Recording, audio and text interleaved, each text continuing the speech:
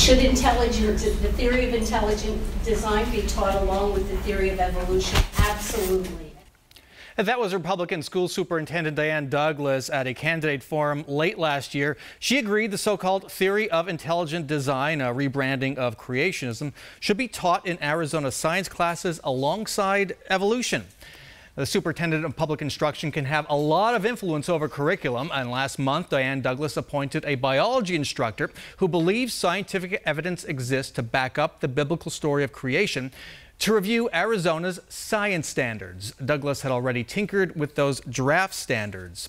Now, Frank Riggs, here's what you said at that forum last November, that same forum. The question was, do you believe that intelligent design should be taught alongside evolution in the science classroom?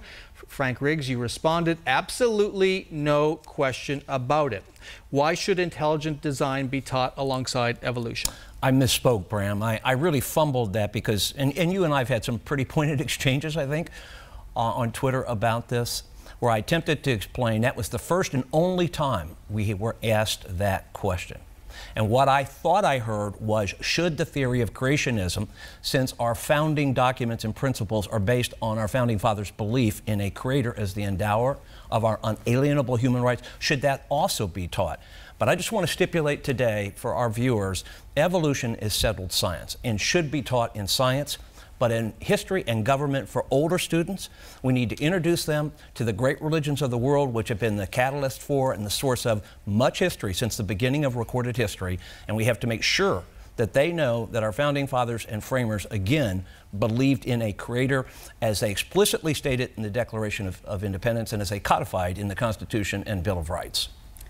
Frank, I know you have a lot of political experience and a lot of debate practice, but we need to be 100% honest here. And I saw the look of surprise on your face, Bram, when he said that was the only time we've been asked that question about creationism and intelligent design in the classroom.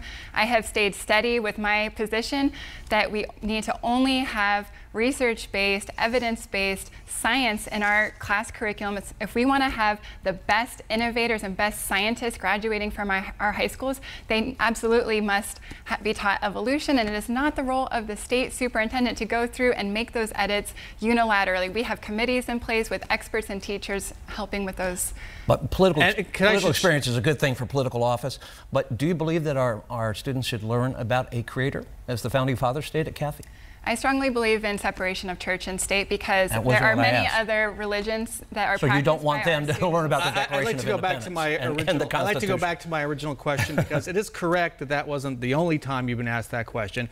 You were asked it as recently as August, a month ago. Not in that same form, no way. No, different forums, and your answers consistently bring up intelligent design. My answers consistently bring up... The concept of intelligent design should be taught in history and government classes. That's right, because that's the foundation. Students are perfectly capable of looking at the arguments on both sides of evolution. Of course they are. You just said a moment ago it's settled, evolution is settled, but now you've also said there are arguments on both sides. So what is it? Is evolution settled science? I think I just said that. Arguments on both sides? I think I just said that. I think you and I, when we went back and forth on Twitter, I was very clear. I said I do not want creationism to supplant the teaching of evolution. I was very clear. You know, and we could go back and look at the Twitter feed. What I've read over the last few months is some statements you've made that don't make it clear. It's the same thing. And perhaps it's a function of being in a Republican primary. I don't know. No, not really. It goes to you know, fundamental beliefs that I have that I didn't hear you declare, and I just a moment ago did not hear Ms. Hoffman declare, which is our founding fathers explicitly believed in a creator. They stated that in the foundational document of American government, our constitutional republic. They pledged their lives, their fortunes, and sacred honor in defense of the rights that they say came from a creator. And you all don't want our children to learn that. It's inexplicable gone from intelligent design to the Declaration of Independence. I think we're talking about two separate things. If you like, is the two words "a creator" in the Declaration of Independence? If you want to make this above the Declaration of Independence, that's fine, but that's a different discussion. No, it's the distinction that I made when you and I exchanged tweets. Okay, well, I refrained from that debate. Okay, and very this is good. exactly the type of leadership that we've had with our current administration, that someone who is not an educator, someone without a background in science, is making edits to our science standards without the expertise in those areas, and that's what I find to be extremely alarming. And I don't agree with that. Okay, so let's move on to that, because right now Diane Douglas, in the final months of her term, is trying to make changes to standards. Yep. The science standards, she be making changes to that? Should the Board of Education, which she sits on, which you would sit on if you win, should the Board of Education sign off on any changes Diane Douglas recommends to science standards? Well, progress has to move forward, but frankly, maybe a tad selfishly, I'd like to see all that put on hold. I'd like to see a moratorium imposed, because obviously there's going to be a new superintendent. I think we should also await the outcome of the gubernatorial election in that regard. I just don't think here in these final few months of the year, particularly when you have an incumbent who, I don't mean this in a pejorative way, is a lame duck.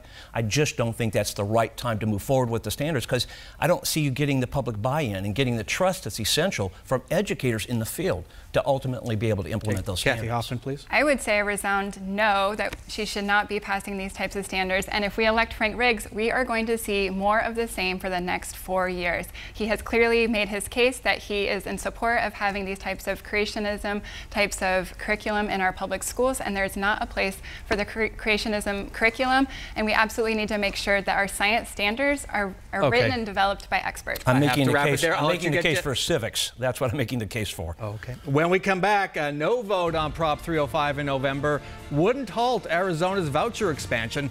Did the candidates support more school vouchers? And how would they change the laws on charter schools? Stay with us.